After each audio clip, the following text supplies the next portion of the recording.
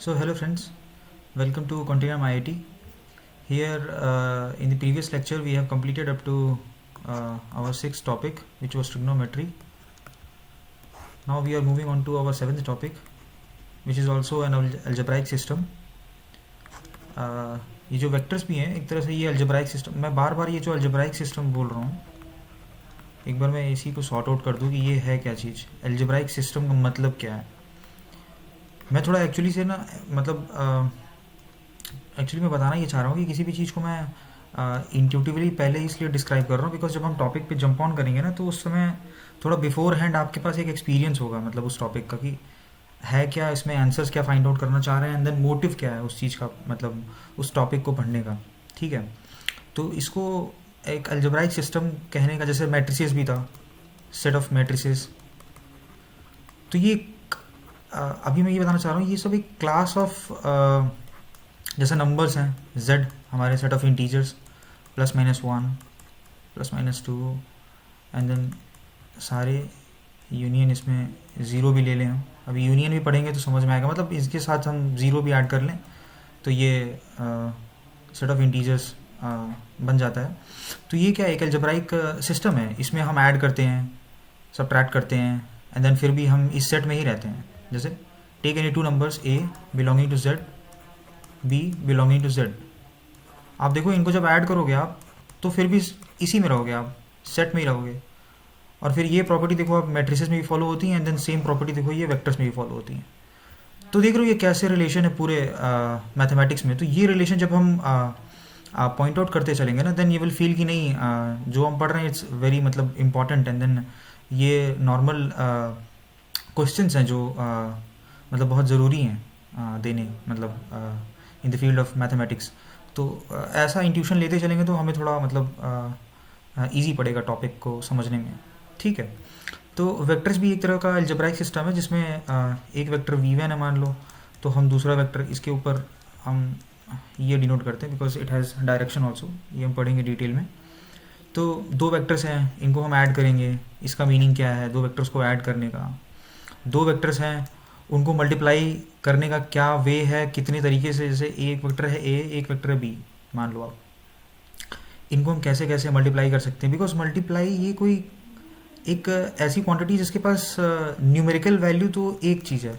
ठीक है, अभी भी जो मैं एक्सप्लेन कर रहा हूँ आपको ना, आप देखो थोड़ा सा ये काफ़ी इंट्यूटिव है ये वाला तो डिस्कशन जो अभी हम करने जा रहे हैं। ठीक है, एक वेक्टर a दिया हुआ है हमें, ठीक है, दूसरा वेक्टर b दिया हुआ है हमें, बट मैं बोल रहा हूँ कि ये एक अलजेब्राइक सिस्टम है, इसमें हमको इसका एडिशन का आंसर देना है कि कैसे हम ऐड कर सकते हैं। तो उसका तो एक सिंपल सा एक्सप्लेनेशन है, ये एंड टू एंड वाला आप लोगों ने पढ़ा ही होगा। फिर ये जो मिलता है हमें, ये अगर ये a वेक्टर है एंड देन ये b वेक्टर है, तो ये जो हमें c वेक्टर मिलेगा, मान लो हम इसको बोलते हैं, तो ये a vector plus b vector हो जाएगा by the law of parallelogram, ये जो बनता है। ठीक है, ये मैं बस ऐसे ही रफली एक्सप्लेन कर दिया बिकॉज एडिशन मतलब थोड़ा ईजी है। बट मल्टीप्लिकेशन में देखो ना, यहाँ पे आपको दो चीज़ें सिखाई जाती हैं, आप फील करो कभी, डॉट प्रोडक्ट एक सिखाया जाता है,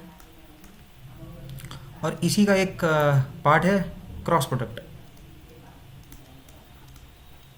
देखो मैं जो बताना चाह रहा हूँ थोड़ा ये टाइम टेकिंग है बट इट्स वर्थ नोटिंग, मतलब ये बहुत ही अच्छा इंट्यूशन है, ये बस समझ गए आप तो फिर मतलब आपको बहुत ही सिंपल लगेगा। सिंपल इन द सेंस कि आप मतलब फील करने लगोगे तो you will get used to. मतलब जॉन वॉन न्यूमैन एक बहुत अच्छे कंप्यूटर साइंटिस्ट मैथमेटिशियन भी थे, तो उनको मैं एक कोट करना, उन्होंने एक बात कही थी कि इट्स नॉट कि आप कितना अच्छा पढ़ते हो मैथमेटिक्स और क्या होता है, एंड देन आप पूरा प्रोसेस समझ लेते हो, एक प्रूफ समझ लेते हो, एंड देन एक चीज़ें समझ लेते हो, बट एट लास्ट आप उसके साथ आप उसको यूज़ कैसे कर पाते हो, इट्स नॉट कि आपने कितना पढ़ा है, आप कितना उससे यूज टू हो।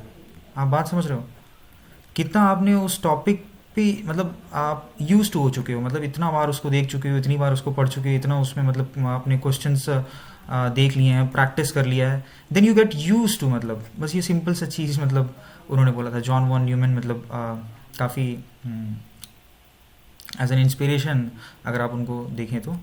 ठीक है, तो ये हो गई छोटी सी बात। तो अभी हम यहाँ पे थे, इंट्यूशन ले रहे थे कि ये एक टाइप का एलिमेंट है अलजेब्राइक सिस्टम में, और दूसरा बी है, ये दोनों वेक्टर्स ही हैं। अभी वेक्टर्स पढ़ेंगे क्या होता है, इसके पास एक न्यूमेरिकल वैल्यू होती है और प्लस डायरेक्शन भी होता है इसके पास। अब इसके पास ये दो चीज़ें होती हैं। नंबर्स के पास तो बस एक न्यूमेरिकल वैल्यू है। नंबर इज़ लाइक, मैंने अगर बोला 2, तो व्हाट इज़ 2? ये क्वांटिटी है।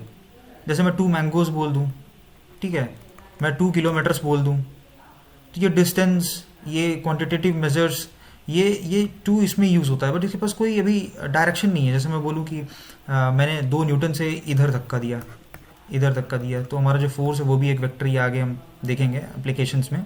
जब एप्लीकेशंस ऑफ डेरिवेटिव पढ़ेंगे या फिर इंटीग्रल्स पढ़ेंगे तो उसमें हम देखेंगे, थोड़े फोर्स के बारे में बात करेंगे, हल्का फुल्का इंट्यूशन लेंगे कि कैसे हम मैथमेटिक्स को फिजिक्स में यूज़ करते हैं, ठीक है।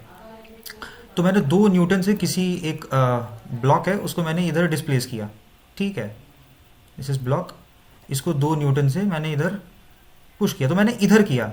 मैं चाहता तो मैं, ये इसका सेंटर ऑफ मास है, मैं इसको इधर पुल करता तो ये हॉरिजॉन्टल से कुछ डायरेक्शन बनाता, तो वहाँ पे हम डॉट प्रोडक्ट की बात करते हैं, F dot D. You are getting my intuition, मतलब मैं क्या एक्सप्लेन करना चाह रहा हूँ। तो यहाँ पे 2 टाइप से हम प्रोडक्ट लेते हैं, dot product and then cross product. अब ये किस क्राइटेरिया में, किस सेंस में डॉट प्रोडक्ट लेते हैं, ए डॉट बी, एंड किस सेंस में हम ए क्रॉस बी लेते हैं, बिकॉज ए क्रॉस बी मतलब कि वो परपेंडिकुलर, जैसे आपके 2 वेक्टर्स हैं इस प्लेन में, ये जो प्लेन है, मैं यहाँ 2D में एक्सप्लेन कर रहा हूँ बट आप समझ सकते हो उसको। बट जो ये थर्ड वेक्टर जो इनका प्रोडक्ट मिलेगा, ये कहीं ना कहीं इस ऊपर वाली प्लेन में होगा, ये वाली प्लेन में, ये वाली, ये जो मैं थोड़ा डार्क में बना रहा हूँ ना, ये परपेंडिकुलर है, मतलब ये 90 डिग्री पे है ये वाली प्लेन से, ठीक है, इनके नॉर्मल्स के बीच में 90 डिग्री है। तो ये 2 टाइप से हम प्रोडक्ट क्यों लेते हैं और वेक्टर्स में ही लेते हैं। तो ये वाला जो पार्ट है, मतलब आप समझ रहे हो कि इसमें मल्टीप्लिकेशन 2 तरीके से हो रहा है, एंड देन किस सिचुएशन में होगा वो हम डील करेंगे जब हम पढ़ेंगे, ठीक है।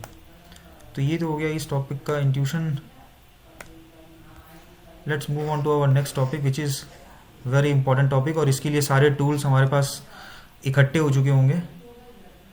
ये देखिए, अभी ये जो टॉपिक है ना, ये टॉपिक बहुत ही इजी नहीं लगता। अगर मैं इसको पोजीशन 8 से कहीं पे भी आगे पीछे मैं अगर करता, कहीं पे भी मैं इसको रखता, तो it's a very best position for analytical geometry.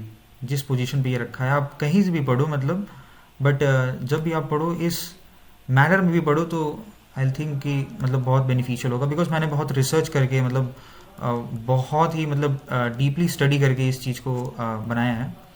तो ये जो 8th टॉपिक होगा वो हमारा एनालिटिकल ज्योमेट्री होगा, बिकॉज हम देखिए फंक्शंस तो पढ़ ही लिया है, ढेर सारे फंक्शंस हमें पता है, हमें ई की पावर एक्स पता चल जाएगा, हमें लॉग एक्स पता चल जाएगा, हमें बहुत सारे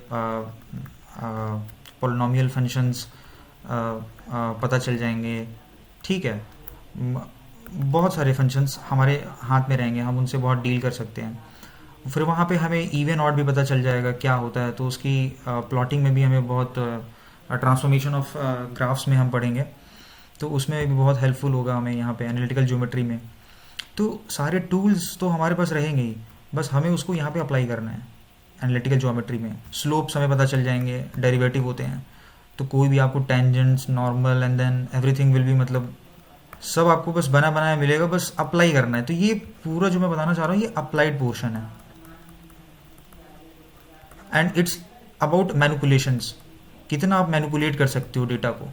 देखो मैं जो बता रहा हूँ आपको, इसमें मतलब आपको प्रैक्टिस करना है, कहने का सेंस ये है, इसमें कुछ ज़्यादा थ्योरी नहीं है। Differentiation, integration, differential calculus, integral calculus में यू हैव टू थिंक मतलब ट्वाइस। फर्स्ट डेरिवेटिव क्या बता रहा है, सेकेंड डेरिवेटिव कॉन्केविटी बता रही है, तो वो सारी चीज़ें यहाँ पे ध्यान देने वाली हैं, ठीक है।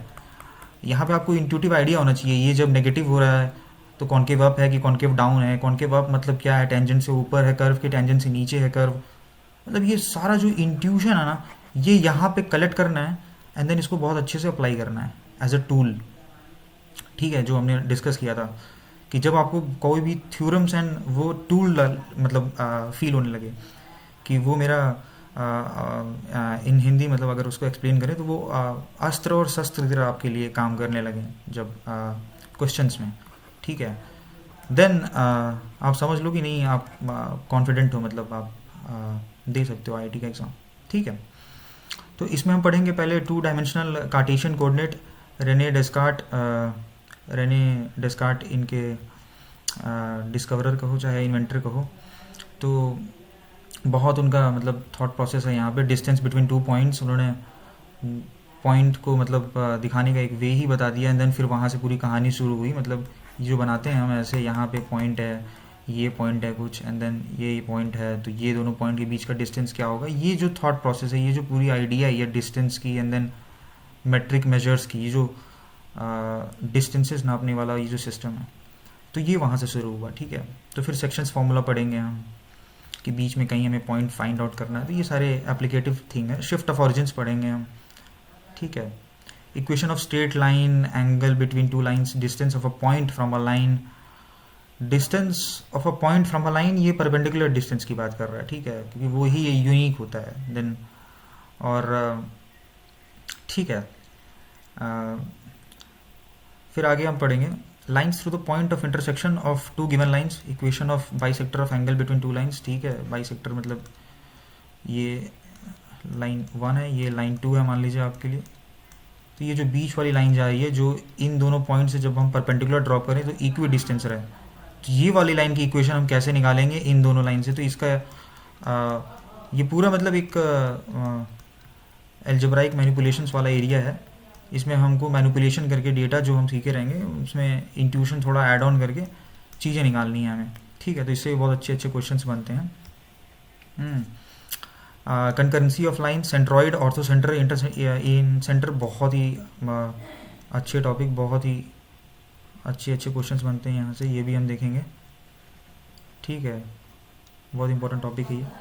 इक्वेशन ऑफ सर्कल्स और equation of tangents, normal, chord, ये जो मैं बात कर रहा था यहाँ पे शुरुआत में, ये चीज़ें यहाँ पे ही हमें, यहीं पे हम इंट्यूशन गैदर कर लेंगे इसके लिए, इस वाले टॉपिक के लिए, एंड देन बस हमें फटाफट मतलब अप्लाई करना है बस उसे, और समझ के, एंड देन टेंजेंट्स क्या होते हैं, नॉर्मल क्या होते हैं, कॉर्ड क्या होते हैं। ठीक है, तो ये सारी चीज़ें। पैरामेट्रिक इक्वेशन ऑफ सर्कल्स, जैसे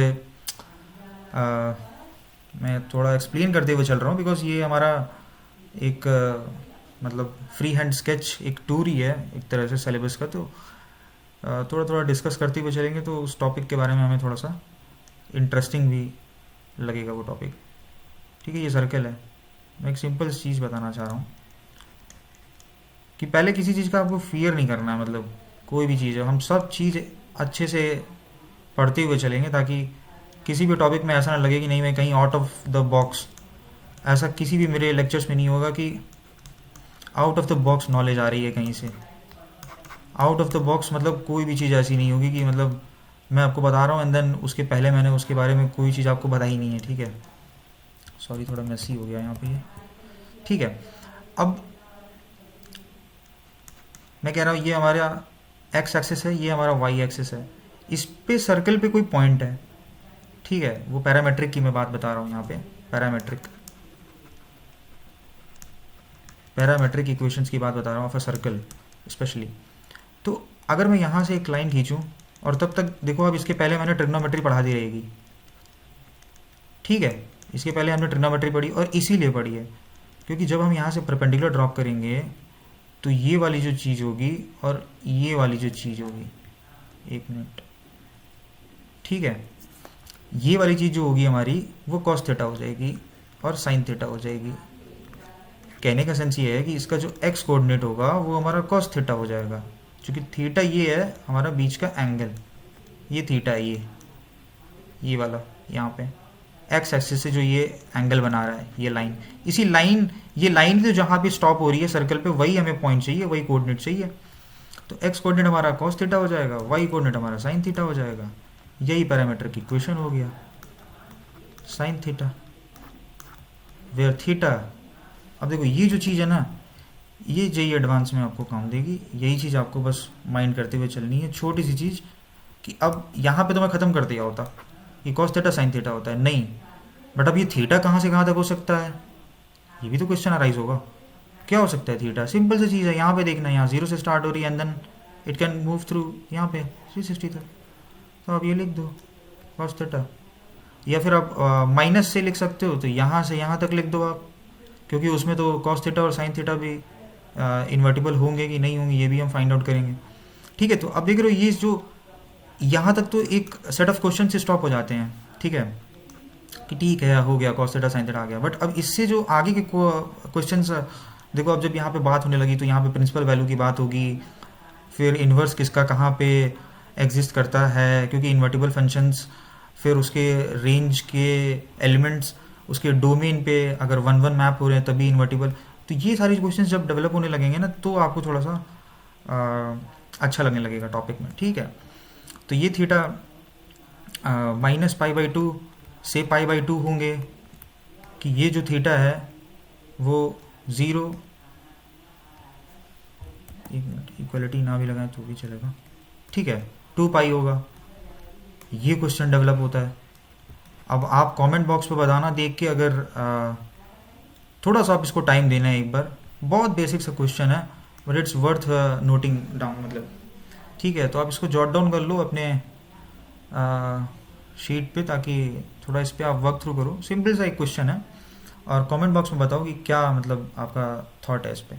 ठीक है, फिर हम देखेंगे equation of parabola, ellipse, hyperbola. ये तो हम पहले ही देख चुके होंगे और इस टॉपिक में तो बहुत इजी लगेगा आपको कि क्या मतलब, जब फंक्शंस के बारे में हम पढ़ेंगे ना तो ये सारी चीज़ें वहीं पे ही हम डिस्कस कर लेंगे। तो एनालिटिकल ज्योमेट्री हमारा 7th टॉपिक कंप्लीट होते होते ये topic I can assure you मतलब 60% तो कंप्लीट ही हो चुका होगा, बस 40% बचा होगा। ठीक है, तो इस तरह से मैं टॉपिक ब्रेक डाउन करता हुआ चलूँगा। You just have to have patience, I can assure you मतलब सब इस चैनल पे मतलब आपको मिलेगा, but you just have to have patience and then go through all my lectures. तो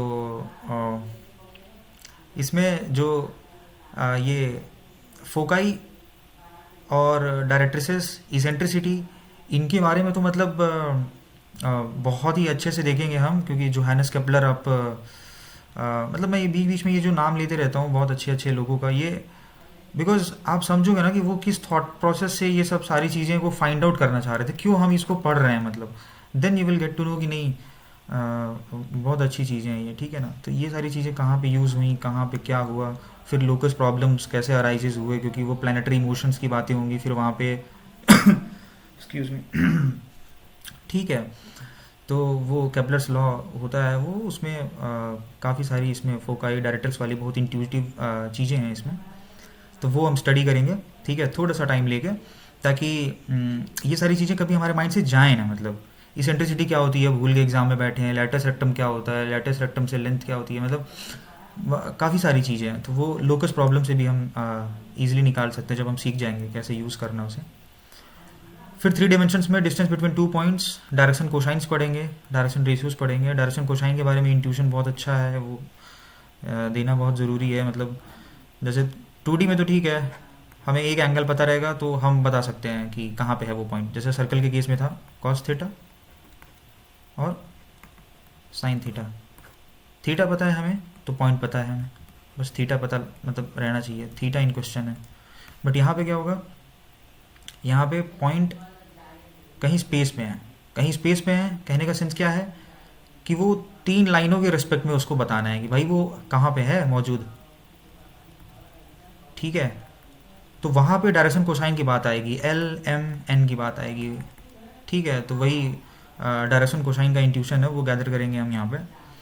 ठीक है, और बहुत सारे क्वेश्चंस यहीं से आपके लग जाएंगे डायरेक्शन कोसाइन से, क्योंकि फिर आप जब 3D में 3D वेक्टर्स में जब हम पढ़ेंगे वो planes, equations of plane, intersection of planes, intersection of circle with plane, तो बहुत सारी चीज़ें ये डायरेक्शन कोसाइन से ही आपकी ईजी हो जाएंगी परपेंडिकुलरिटी चेक करने में, एंड देन बहुत सारी चीज़ें। स्क्यू लाइंस बहुत ही अच्छी चीज़ें, shortest distance between 2 lines, equation of plane, distance of point from a plane, angle between 2 lines. ठीक है, ये तो ठीक है, जैसे 2D में होता है एंगल बिटवीन 2 लाइन, ये 3D में क्या होंगे, तो एंगल बिटवीन 2 प्लेन्स, उनके नॉर्मल का वो angle between a line and a plane. ठीक है, को प्लेनर लाइंस, मतलब 3D में क्या होता है ना, देखिए मैं एक चीज़ बस लास्टली बताना चाहूँगा इस टॉपिक के बारे में। 3D में क्या होता है, जैसे 2D में क्या हो सकता है, पॉसिबिलिटी क्या है, ये लास्ट इंट्यूशन में देना चाहूँगा, लास्ट में थोड़ा सा अच्छी चीज़ है ये। जैसे 2D में क्या हो सकता है, 2D में पॉसिबिलिटी क्या है, दो लाइन क्या कर सकती हैं, दो लाइन ऐसे हो सकती हैं, सॉरी थोड़ा और मैं अच्छे से इसको बता सकता हूँ ये यूज़ करके। जैसे दो लाइनें हैं, ठीक है, या तो ये हो सकती हैं एकदम स्ट्रेट चलें, नेवर मीटिंग। क्यों? क्योंकि इनके जो बीच का डिस्टेंस है ना वो कांस्टेंट है, ठीक है, ये जो बीच का डिस्टेंस है ये कंटिन्यूस चलती रहेंगी, कभी मिलेंगी नहीं, ठीक है, कहीं मीट नहीं होंगी, ठीक है। क्या मैं बोलना चाह रहा हूँ, अगर इस लाइन को मैं L1 कहूँ, इस लाइन को मैं L2 कहूँ, तो L1 and L2 never meets, simple सी बात है, दिख रहा है, L1 and L2 never meets. But इस प्लेन में अगर दो लाइन है तो एक और पॉसिबिलिटी हो सकती है कि लाइन ये गया और ये, एक्चुअली मैं इसको भी उसमें ही ड्रॉ कर देता हूँ, ठीक है। दूसरी पॉसिबिलिटी क्या हो सकती है,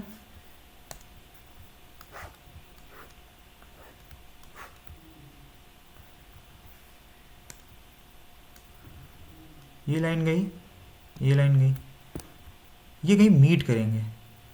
अगर थोड़ा सा भी इनके बीच का जो ये एंगल है, इसको चाहे आप 0 डिग्री कहो, क्योंकि इनके बीच का कोई ये दोनों पैरेलल लाइंस हैं, मतलब स्लोप इनका सेम है, ठीक है। अभी स्लोप की बातें करेंगे, इनका जब डेरिवेटिव निकालेंगे, अगर इसकी इक्वेशन हमें पता है, अगर मैं कहना ये चाह रहा हूँ इस लाइन की इक्वेशन पता है, इस लाइन की इक्वेशन पता है, तो इसका जब हम डेरिवेटिव निकालेंगे तो स्लोप मिल जाएगा। तो कहने का मतलब ये है कि इन दोनों का स्लोप जो है वो सेम है, इन दोनों लाइन की स्लोप सेम है, तो ये दोनों लाइन पैरेलल चल रही हैं। बट अगर डिफरेंट हुए slopes, M1 is not equal to M2, तो ये कहीं ना कहीं तो इंटरसेक्ट कर रहे होंगे, कहीं ना कहीं। तो यही बात आती है पॉइंट ऑफ इंटरसेक्शन की, कि ये क्या हो रहा है, यहाँ पे इंटरसेक्ट कर रही हैं दो लाइनें। बट 3D में देखो एकदम डिफरेंट केस हो जाता है, बस यही मैं बताना चाह रहा हूँ आपको। 3D में एक कॉन्सेप्ट आ जाता है स्क्यू लाइंस का भी, आप देख रहे होगे, ये मतलब बहुत शॉर्ट टॉपिक है, बट आप सोच रहे हो क्यों मैं इसको इतना टाइम डिवोट कर रहा हूँ, बट ये बहुत अच्छी, इसी से इंट्यूशन गैदर करेंगे क्या मतलब क्यों इतना इंपॉर्टेंट टॉपिक है ये स्क्यू सिमेट्रिक वाला, ठीक है। अब स्क्यू सिमेट्रिक केस में क्या हो सकता है कि अगर इसको तो मैं ड्रॉ भी नहीं कर सकता ना, आप ये समझ लो, ऐसा भी हो सकता है कि दो लाइनें हैं, देखो अब ये प्लेन है, मान लो ये फर्स्ट प्लेन P1, ये सेकंड प्लेन P2, थोड़ा मैं और इसको अच्छे से कर दूं, ये काफ़ी डिस्टॉर्टेड है, ठीक है। ये मान लो आपकी प्लेन फर्स्ट P1 प्लेन है, ठीक है, और ये देखो ये इनके बीच में ना डिस्टेंस है, ये थोड़ी दूर है, ये 3D में मैं आपको दिखाना चाह रहा हूँ, बट ये बेस्ट मैं ड्रॉ कर पा रहा हूँ जो मैं आपको इंट्यूटिवली फील करा पाऊँ, ठीक है। तो आप इंट्यूटिवली इसको फील करो कि अब इस केस में देखो क्या हो सकता है, एक लाइन अगर यहाँ जा रही है, एक मिनट, वेरी गुड, ये देखिए एक लाइन अगर यहाँ जा रही है, तो ये भी तो पॉसिबिलिटी हो सकती है कि ये लाइन इसके, देखो कह तो रहे हैं कि 3D में पैरेलल ही है, 3D में तो ये हो सकता है ना कि दो प्लेन खड़े हों, सामने वाले में एक लाइन जा रही है ऐसे, उसी सेम कनेक्टिंग लाइन पे इस प्लेन में भी एक लाइन जा रही हो, you are getting my point. तो देखो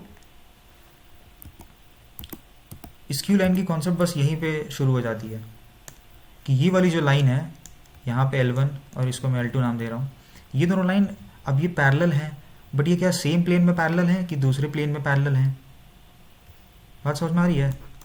ये जो प्लेन है ये P2 है, is P1 equal to P2 और P1 is parallel to P2, ये वाला जो क्वेश्चन है, तो इसका क्वेश्चन हमें मिलेगा वहीं से स्क्यू लाइंस जब हम पढ़ेंगे तो, ठीक है। तो ये था हमारा इसका इंट्यूशन, मे बी चीज़ें थोड़ी समझ में आई होंगी, ठीक है।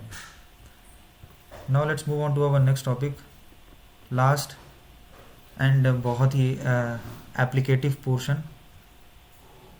इसमें भी काफ़ी सारी अच्छी चीज़ें हैं, बेस थ्योरम है, एंड देन देखते हैं क्या है, चेकआउट करते हैं। फर्स्ट पढ़ेंगे हम इसमें लास्ट ये टॉपिक है आई थिंक हमारा प्रोबेबिलिटी एंड स्टैटिस्टिक्स, और इसको लास्ट में मैंने इसलिए रखा है बिकॉज हम इसको आराम से करेंगे, मतलब last topic, last thing which we have to discuss. मतलब आईआईटी एग्ज़ाम में अगर आपको जाना है तो लास्ट टॉपिक जो हम कंप्लीट करेंगे वो होगा प्रोबेबिलिटी एंड स्टैटिस्टिक्स। एंड क्योंकि बहुत अच्छा टॉपिक है, इसके बारे में इंट्यूशन गैदर करके आप फ्रेश एकदम एग्ज़ाम में उतरो, ठीक है, तो इट विल बी गुड। मतलब काफ़ी सारे क्वेश्चंस प्रैक्टिस करके। तो इसमें हम पढ़ेंगे random experiment, sample space, different types of events, impossible event क्या होता है जिसकी पॉसिबिलिटी ना हो, ठीक है, simple compound events, addition multiplication rules of probability, ठीक है, ये भी हम देखेंगे। बहुत अच्छा, बहुत डिबेटेबल और बहुत ही कन्फ्यूजन वाला टॉपिक है, इसको भी बहुत ब्रेक डाउन करेंगे हम, ठीक है, ईजिली ब्रेक डाउन करेंगे। कंडीशनल प्रोबेबिलिटी, ठीक है, कंडीशनल प्रोबेबिलिटी के बारे में, मतलब इसके बारे में तो मतलब इंट्यूशन दूँ तो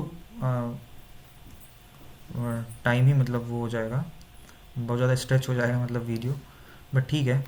कंडीशन प्रोबेबिलिटी मतलब कि हम कंडीशन कुछ स्पेस कर देंगे, सैम्पल स्पेस को हम रिस्ट्रिक्ट कर देंगे। अगर मैं किसी को समझ में आ रहा होगा, अगर किसी ने पहला कुछ पढ़ा है तो सैम्पल स्पेस तो वो पढ़ा ही होगा, अगर एक बार आप प्रोबेबिलिटी चेकआउट किए होगे तो सैम्पल स्पेस को, अगर सैम्पल स्पेस भी क्या है, एक सेट है।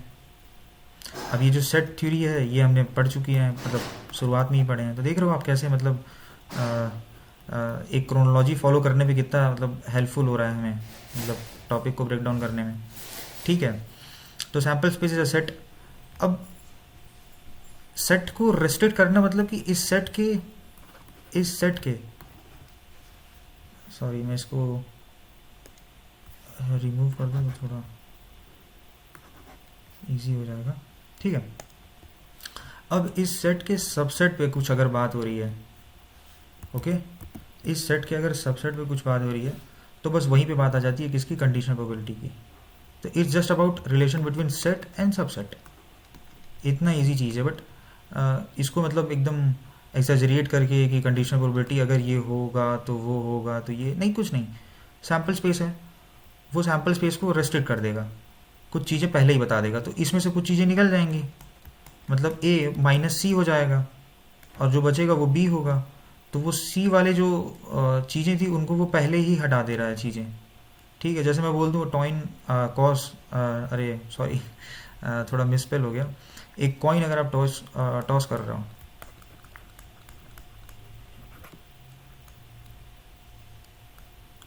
कॉइन टॉसिंग वाली प्रॉब्लम है, मैं बोलूँ हेड आ सकता है, टेल आ सकता है, बट मैं कहूँ कि किसी ने सिक्का उछाला और टेल नहीं आया है, तो इट्स एग्जैक्टली कि मतलब हेड ही आया होगा, सिंपल है।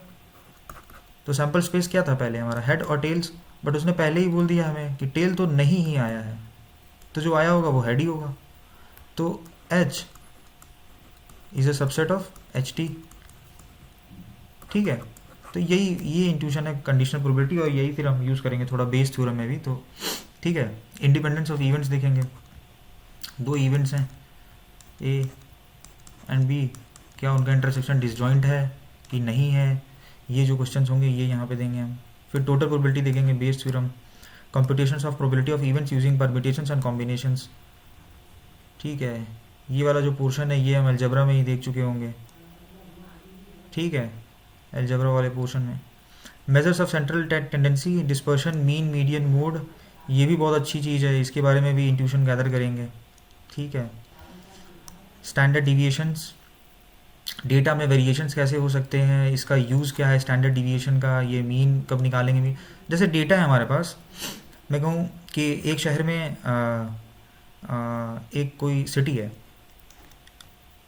इसके बारे में बात कर ही लेते हैं। एक छोटा सा एग्जांपल मैं देता चल रहा हूँ कि ये पढ़ते क्यों हैं, मैं बस ये एक्सप्लेन करना चाह रहा हूँ कि किसी भी टॉपिक के बारे में हम पढ़े ही क्यों। फर्स्ट ऑफ ऑल आईआईटी निकालना ठीक है, प्राइमरी बात है, बट उसकी सेकेंडरी बात तो ये भी है ना कि आपको कुछ चीज़ें समझ में भी तो आनी चाहिए, तभी तो आप उसको अप्लाई भी कर सकते हो, ठीक है। जैसे इस टर्म्स में सोचना कंडीशनल प्रोबेबिलिटी को, ये जब आप सेट्स अच्छे से पढ़े रहोगे तभी तो उसको ब्रेक डाउन करके समझ पाओगे सिंपल लैंग्वेज में, लेमैन लैंग्वेज में, ठीक है। बाकी आप उसको कहीं पे भी यूज़ करो, आईआईटी तो it's just one part of the game, मतलब फिर आगे भी आप उसको यूज़ कर सकते हो ना, मतलब आपको फिर आगे तो और बहुत स्पेसिफिक होना पड़ेगा। जैसे अभी तो आप आईआईटी क्वालिफाई करने के लिए मैथ्स पढ़ोगे, फिज़िक्स पढ़ोगे, एंड देन केमिस्ट्री पढ़ोगे। बट अगर आप का इंटरेस्ट किसी भी एक में आगे जाके यूनिक होगा, स्पेसिफिक होगा, तो भी ये सारी चीज़ें आपको यूज़ देंगी। अगर आप मैथ्स भी चूज़ करते हो, अगर फिज़िक्स भी यूज़ करते हो, तो और केमिस्ट्री भी यूज़ करते हो, तो अच्छा केमिस्ट, अच्छा फिजिसिस्ट या फिर अच्छा मैथमेटिशियंस भी बनने के लिए आपको ये सारी जो टूल्स हैं ये सारे आपके पास हैंडी होने चाहिए एकदम, मतलब एज अ टूल, ताकि आप कुछ कर सको, मतलब उस फील्ड में, ठीक है, कुछ कंट्रीब्यूट कर सको। तो ये सारी बेसिक चीज़ें आपको पता होनी चाहिए। कब हम मीन लेंगे डेटा में, कब हम मीडियन लेंगे, कब हम मोड लेंगे, मीन डिविएशन का मतलब क्या है, स्टैंडर्ड डिविएशन का, क्लाइमेटोलॉजी में बहुत सारी यूज़ होती हैं इसकी, ठीक है। Variance of grouped and ungrouped data, analysis of the frequency distribution. तो सारी चीज़ें मतलब हम एकदम डिटेल में एक्सप्लेन करेंगे, डिटेल में स्टडी करेंगे, ठीक है। बस थोड़ा सा डिस्क्लेमर ये है कि देखिए मैं जब आपको पढ़ाता हूँ तो थोड़ा मैं briefly I used to think, मतलब उस टॉपिक के बारे में, बिकॉज तभी मैं आपको एक्सप्लेन कर पाऊँगा। And then it's just my one and only goal कि मैं मतलब एक जगह पे एक अच्छा मतलब डिस्कशन हर टॉपिक के बारे में दे दूँ, जिसके लिए फिर मतलब आप कोई भी स्टैंडर्ड बुक फिर बस आप, मतलब गो थ्रू करो and then practice lots of problem, then I think you are मतलब ready to go to give your exams. And आप कोई भी एक स्टैंडर्ड एग्ज़ाम 12th के बाद यू कैन गिव। तो विद दिस ये लास्ट टॉपिक भी हम डिस्कस ही कर लेते हैं with the same but difference variance. अच्छा ठीक है, frequency distribution with same mean but difference variance. तो ये वेरिएंस है, स्टैंडर्ड डिविएशन, इसके बारे में बात करेंगे। Random variable, mean and variance of the random variable. ये रैंडम वेरिएबल क्या होता है ये हम डिस्कस करेंगे थोड़ा अच्छे से, ठीक है। तो आई थिंक यहीं तक था हमारा टॉपिक सारा। और जैसे मैंने बताया कि इसको अचीव कैसे करना है, वो जो थॉट प्रोसेस है, और ज़्यादा देखिए आपको मोटिवेशन की ज़रूरत नहीं है इस एग्ज़ाम को क्वालिफाई करने के लिए। अगर मैं इस एग्ज़ाम की बात करूँ, थोड़ा उसके बारे में बात कर लेते हैं एट लास्ट। ये तो रह गया देखिए बात सिलेबस का। तो that was our complete syllabus. अगर मैं इसको एक शीट में दिखाऊं तो आपका सिलेबस देखिए ये है हमारे, थोड़ा मेसी मैंने बनाया है इसको, बट ये अगर ऐसे ही मेसी फॉर्म में और एक अच्छे फॉर्म में मैं अटैच कर दूंगा, ठीक है, आपको अवेलेबल हो जाएगा ये। तो ये जो है ना, इसको आप, या मैं ऐसा इसका एक आपको यूआरएल ही वो कर दूंगा, ठीक है। तो आप जब इसको इस फॉर्म में देखोगे ना, देखो आप इसको, बस यही है आपके कंप्लीट मतलब ब्रेक डाउन टॉपिक्स पूरे, ठीक है, जो आपको पढ़ने हैं इन टर्म्स ऑफ मैथमेटिक्स। तो अब इसको अचीव कैसे करना है, थोड़ा सा इसके लिए स्ट्रैटेजी, बी रेशनलिस्ट। देखिए आपको अगर ये एग्ज़ाम सच में अगर देना है, बहुत वो डेडिकेशन नहीं डिमांड करता, बहुत टाइम नहीं डिमांड करता, I can assure you. Mathematics के टर्म्स में जो भी कहता है I don't believe. And then अगर आप फॉलो करोगे, देखोगे मेरे लेक्चर्स, तो you will get the feeling कि इट्स नॉट मतलब that hard sorry it's not that hard, it's not that easy also, but at the same time it's not impossible। मतलब कि जितने भी टॉपिक्स हैं ये हमारे एक बार कंप्लीट हो गए ना, तो आप एग्ज़ाम रेडी तो हो ही, ठीक है, ठीक है, एग्ज़ाम रेडी तो हो ही। बट एग्ज़ाम रेडी रहना इट्स लाइक कि आप बहुत सारे प्रॉब्लम्स भी सॉल्व कर लिए रहोगे, प्रॉब्लम बेस्ड आप अगर इंसान हो, ठीक है, कि आपने हर तरह के क्वेश्चन ही लगा लिए हैं भाई, मतलब जितने भी साल आप ड्रॉपर हो या फिर फ्रेशर हो, आपने सवाल ही लगा लिए हैं हर टाइप के। बट आपने उतना इंट्यूशन गैदर नहीं किया है। बात समझो मेरी, बस डिफरेंस कहाँ पे आ जाता है, आपने इंट्यूशन गैदर नहीं किया ये क्या हो सकता है, कैसे। जैसे अभी मैंने पिछले ही ये एनालिटिकल ज्योमेट्री में बताया था कि दो लाइनें हैं कट कर रही हैं, बट 3D में कुछ और हो रहा है। तो इस लेवल तक ब्रेक डाउन करके सवालों को समझना, ये यार कैपेबिलिटी आपके अंदर नहीं है, तो फिर प्रॉब्लम हो सकती है ना एडवांस में तो, ठीक है। मेंस की तो मैं बात, मेंस में तो एप्लीकेटिव ही है पूरा वो, मतलब आपको सवाल बस करना ही है। एडवांस में थोड़ा ज़्यादा वो हो जाता है, क्या कहते हैं, रिटेंशन पावर कम हो जाती है थोड़ी। उतना रिटेंशन, उतनी डिटेलिंग आपको अगर ध्यान से आप देखेंगे तो इट विल बी ईजी, मतलब। और वो चीज़ें हम टच भी करेंगे अपने हर लेक्चर्स में, तो आपको ईजी भी होगा वो चीज़ें गैदर करने में। ठीक है। तो ज़्यादा इसके लिए मोटिवेशन नहीं चाहिए हमें इस एग्ज़ाम को क्वालिफाई करने के लिए, आई कैन अश्योर यू।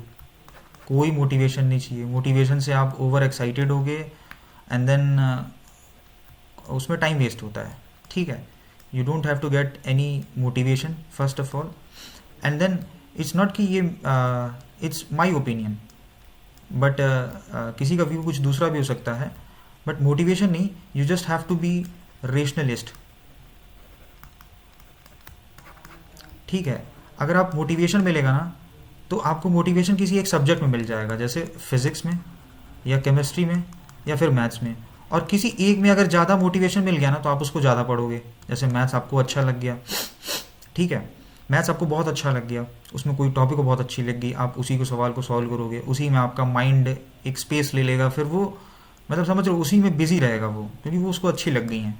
या फिर केमिस्ट्री में हो गया या फिर फिजिक्स में हो गया, you just have to be rationalist. मतलब आपको टॉपिक मिला, ठीक है, आपने उसको अंडरस्टैंड किया, प्रॉब्लम्स देखे, एप्लीकेशंस देखा। ये जो मैं बता रहा हूँ ना, ये मतलब एकदम माइक्रोस्कोपिक लेवल पे मैं डील कर रहा हूँ एग्ज़ाम को भी लेके। ठीक है। ये तो अभी जो हमने बात की थी, ये तो पूरे सिलेबस और उसकी बात थी, बट ये हमारा सिलेबस अब एंड हो रहा है, तो मैं बस थोड़ा सा एक मोटिवेशन नहीं कहूँगा मैं इसको, एक रेशनलिस्ट पॉइंट ऑफ व्यू है। किसी भी एग्ज़ाम को, आप कोई भी एग्ज़ाम अचीव मतलब क्रैक करना चाहते हो, तो पहले तो टॉपिक आप सिलेबस देखोगे फर्स्ट एंड फॉरमोस्ट, जो हमने कर लिया है अभी तक, अचीव कर लिया। सिलेबस हमने देख लिया। सिलेबस के बाद जो टॉपिक है, इंडिविजुअल टॉपिक, जैसे differential calculus is a topic, उसको अंडरस्टैंड किया, उसके प्रॉब्लम्स देखे, उसके एप्लीकेशंस देख लिया, and then get used to. John von Neumann को याद करना है हमें, गेट यूज टू, सिंपल। अब इससे बड़ा मोटिवेशन क्या होगा? Get used to. Used to कहने का मतलब कि बस आप उसको यूज हैबिट में बना लो कि नहीं ठीक है, कहीं भी दिख रहा है डेरिवेटिव ज़ीरो, तो दिमाग में तुरंत आ जाएगी नहीं, कुछ रोल्स थ्योरम है आगे पीछे उस सवाल के घूम रहा है, या फिर कुछ कहीं मैक्सिमा मिनिमा घूम रहा है, या फिर कहीं कॉन्केविटी आ रही है बात।